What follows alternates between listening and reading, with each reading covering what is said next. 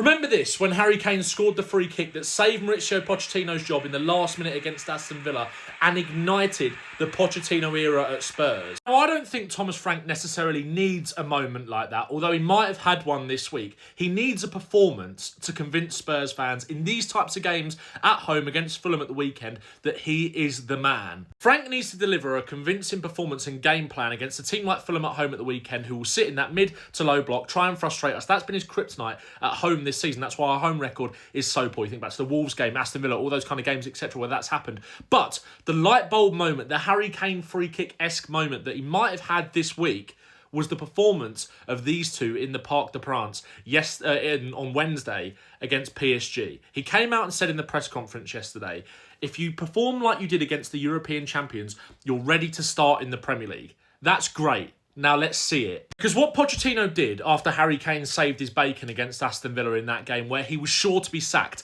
if we didn't win it, was trust the youth. It wasn't just Harry Kane who was knocking on the door with his performances in the Europa League. It was the likes of Bentaleb, Ryan Mason, who stormed through and became the crux of that midfield. That pivot basically lasted until the end of the season. Bentaleb fell out of favour the season after. Mason was eventually moved on and upgraded, with Dembele becoming more prominently important, Wanyama coming in over the course of the next few years. But these two helped build those early foundations that, one, gave the manager more time because he was trusting the players that were coming through our academy, and it led us to play a more exciting, more aggressive, front-footed football because they had energy and desire, and these two have shown that in abundance. And I don't want to be disrespectful to Ryan Mason or Nabil Bentaleb, although Bentaleb was a good technical footballer when he came through at the time.